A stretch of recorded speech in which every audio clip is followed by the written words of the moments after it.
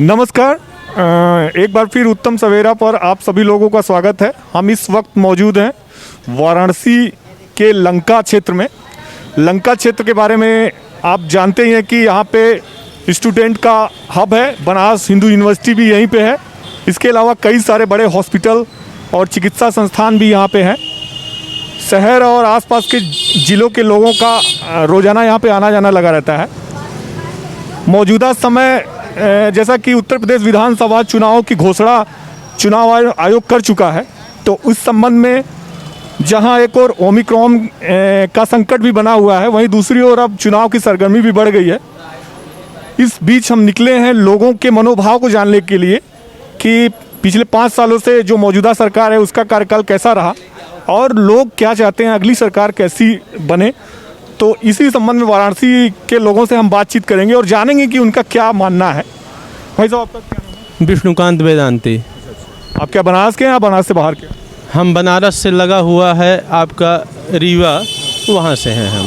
तो जैसे कि चुनाव का समय चल रहा है, तो आपके एमपी में भी भाजपा की सरकार है, तो क्या अभी मौजूदा सरकार नरेंद्र मोदी और योगी के नेतृत्व में जो चल रही है, क्या उसको अच्छा मानते हैं? क्या होना चाहिए आपके हिसाब? हमको जो समझ में आ रहा है, ठीक, चाहे एमपी हो चाहे यूपी हो, ठीक, तो एमपी में तो थोड़ी हम लोग शिवराज जी से परेशान हैं, ठीक है, लेकिन चूँकि यूपी आना जाना हम लोगों को हॉस्पिटल संबंधी बहुत सारी दिक्कतें हैं जो अभी बनारस में पहले ख़ास तौर से लुटाई होती थी, लेकिन वर्तमान में डॉक्टरों के यहाँ या फैसिलिटी वगैरह देखें तो यहाँ सही है। चाहे बीएचयू का रहा हो मामला, ठीक, फिर काशी कॉरिडोर वगैरह हम लोगों ने देखा, ठीक, थोड़ी अच्छा लगता है कि। और पहले मान लीजिए कहीं हम पार्किंग में गाड़ी लगा दिए, बड़ी दिक्कत होती थी। अब सब कुछ व्यवस्थित चल रहा है। मतलब पहले आप आते थे तो परेशानियाँ थी, लेकिन अब ये सही है व्यवस्था? बिल्कुल व्यवस्था सही है। सब ने अपना अपना प्रयास किया होगा, अखिलेश जी ने भी और उनके पहले भी किसी ने भी किया होगा, लेकिन वर्तमान में योगी सरकार का काम सही है। तो बनारस में आपको बदलाव दिख रहा है? बदलाव दिखता नहीं, सबको दिखता है। जितने लोग होंगे उनको सबको दिखता होगा। तो यहाँ पे बाहर के लोगों का भी मानना है कि यहाँ पे बदलाव हो रहा है। आइए कुछ और लोग हैं, उनसे जानते हैं कि क्या बनारस में क्या क्या चीज़ें बदली हैं। आइए कुछ लोगों से बातचीत करते हैं। भाई साहब, आपका क्या नाम है? Jaiprakash Tiwari. There is a lot of facilities are available in UP. You have to the recommended. There is a lot of things already have to visible in this time. While in those days there is a lot of the corruption also had a visible. That's why we have to say it is a good government, and I propose the next again it become you have to handle it. पहले की सरकारों में और इस सरकार में क्या अच्छाई है? पहले की सरकारों में क्या अच्छाई नहीं थी, आप क्या मानते हैं? Means there is a develop must be have to take place which are required for the peoples. But on these times we have to see there is no have to saying anything. You have to observe where is the building, how could we have to take place. But on this time there is already visible everything is cleanliness, and all facilities which are required for the peoples must be have to be available. That's why we have to say such types of government must be have to available on this time for all the government. जैसा ये बोल रहे हैं कि यहाँ पे सारी सुविधाएं जो लोगों को चाहिए वो यहाँ पे सब उपलब्ध हैं। तो आइए कुछ और लोगों से बातचीत करते हैं। बारिश हो रही है हल्की हल्की, इस बारिश के बीच में आइए जानते हैं बनारस का मूड क्या है। आपका क्या नाम है? मेरा नाम सिद्धार्थ पांडे है। सिद्धार्थ जी, आप कहाँ, वाराणसी के हैं या बाहर के? बनारस का ही हूँ।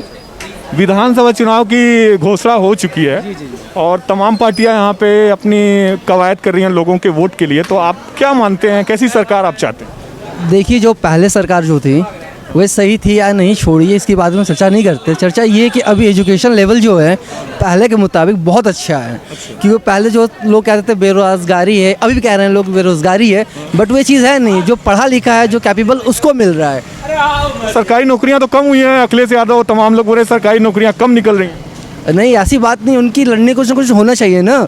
मान के चलिएगा कुछ ना कुछ पॉइंट होना चाहिए ना लड़ने के लिए, नहीं तो कैसे वोट मिलेगा उन लोगों को? मतलब आपका मानना है कि रोजगार पर्याप्त है सबको? पर्याप्त है, पर्याप्त है। जो कैपेबल होगा उसे मिलेगा, जो नहीं है नहीं मिल पाएगा।